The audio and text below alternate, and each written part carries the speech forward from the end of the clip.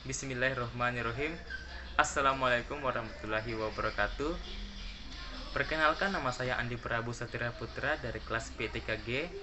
Saya bersama Ahmad Rafsanjani di kelompok 4. Dosen pengampu saya atas nama Ibu Rismawati SPD MPD. Terima kasih Ibu.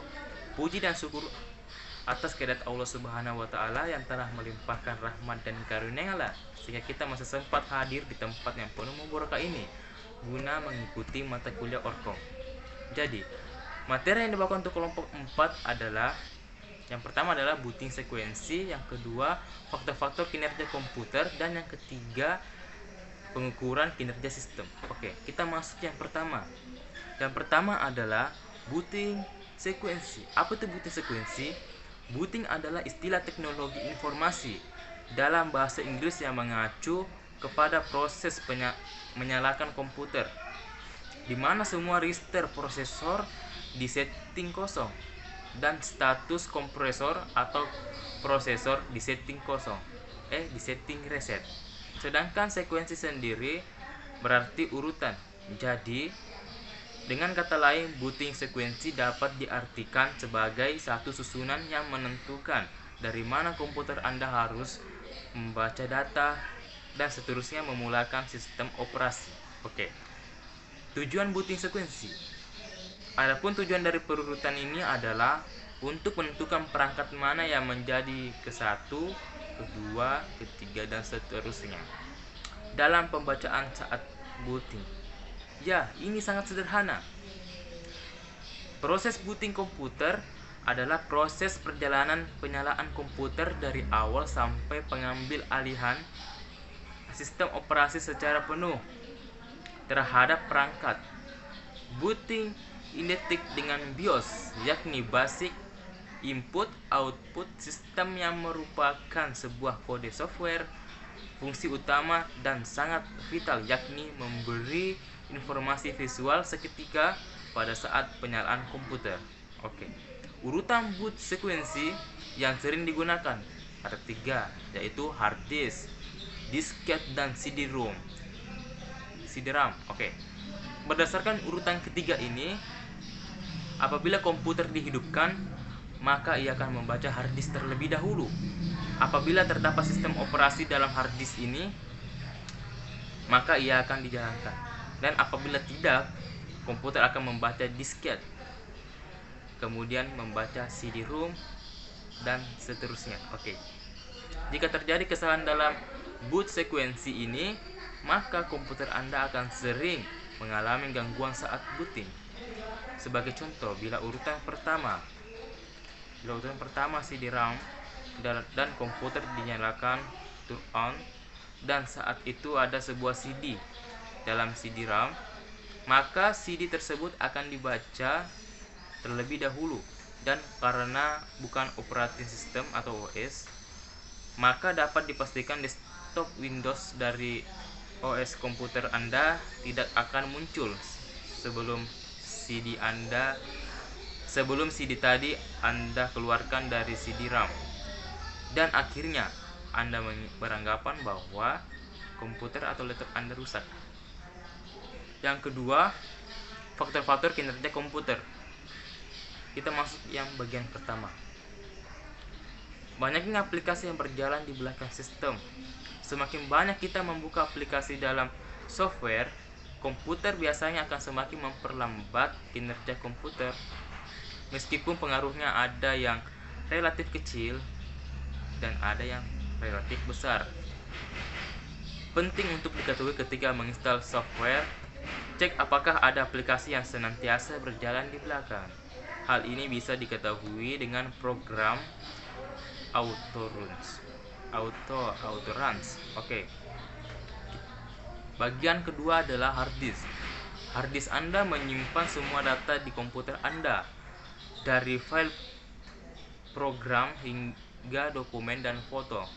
Ruang yang tersedia pada hard drive tidak memiliki pengaruh yang sangat besar pada kinerja komputer, tetapi kecepatan baca dan tulis tetap berlaku.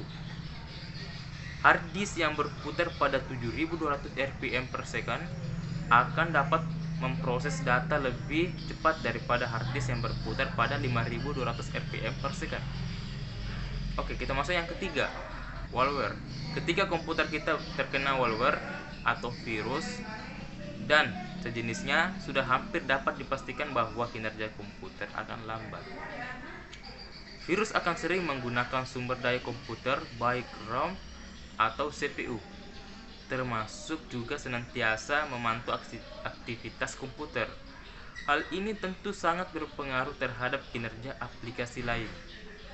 Solusi untuk mencegah ini bagi pengguna Windows adalah menginstal aplikasi antivirus, dan tidak hanya berhenti di situ saja, tetapi rutin update antivirus tersebut. Oke.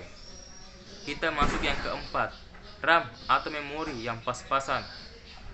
Banyak sedikitnya jumlah RAM atau memori yang kita gunakan memang tidak bisa dibuat standar sama untuk satu komputer dengan komputer lain, atau bahkan sistem operasi. Kita masuk bagian keempat, RAM atau memori yang pas-pasan. Banyak sedikitnya jumlah RAM atau memori yang kita gunakan memang tidak bisa dibuat standar sama untuk satu komputer dengan komputer lainnya, atau bahkan sistem operasi. Meskipun kita akan menginstal Windows, ada spesifik minimal RAM, tetapi jenis aplikasi yang kita gunakan juga harus diperhitungkan. Jika kita tidak sedang menjalankan aplikasi apapun, tetapi sisa RAM tidak lebih dari setengahnya, biasanya kinerja komputer akan lambat. Maka harus diperiksa aplikasi apa saja menggunakan banyak memori atau RAM. Secara umum, bisa dicek di tab proses, kolom menu musik, atau di kolom menu. Masuk yang kelima, banyaknya software yang terinstall. Meskipun software yang diinstal tidak berjalan di belakang, tetapi hampir setiap software selalu menambahkan entry atau data ke registry. Sehingga semakin banyak software yang diinstal, ukuran registry atau Windows juga akan semakin besar. Karena registry ini akan diakses baik ketika komputer berjalan maupun sudah berjalan. Besar kecilnya juga mempengaruhi kecepatan atau responnya. Kita masuk yang ketiga, pengukuran kinerja sistem. Pengukuran kinerja sistem adalah suatu sistem yang bertujuan untuk membantu manajer menilai pencapaian suatu strategi melalui alat ukur finansial dan non-finansial yang diterapkan secara konsisten dan menyeluruh. Pengukuran kinerja sistem harus dimasukkan dalam sistem pengendalian formal yang ditetapkan organisasi. Tujuan dan manfaatnya adalah pengukuran kinerja bertujuan untuk memotivasi karyawan agar dapat mencapai sasaran organisasi dan mematuhi standar perilaku yang telah ditetapkan. Agar dapat mencapai sasaran yang telah ditetapkan sebelumnya. Agar menghasilkan tindakan yang diinginkan oleh organisasi, pengukuran kinerja yang digunakan untuk menekan perilaku yang tidak semestinya diinginkan melalui umpan balik hasil kerja, serta sebagai landasan untuk memberikan penghargaan kepada orang yang telah mencapai atau melebihi tujuan yang telah ditetapkan. Beberapa langkah yang dilakukan dalam proses pengukuran kinerja yaitu: yang pertama adalah mendefinisikan misi, menetapkan tujuan, sasaran, dan strategi perusahaan. Yang kedua adalah menetapkan dan mengembangkan indikator. Yang ketiga, pengukuran kinerja dan hasil pengukuran. Dan yang terakhir adalah pelaporan hasil secara formal. Sekian dan terima kasih. Itulah tadi hasil presentasi kelompok 4. Terima kasih dan sampai jumpa.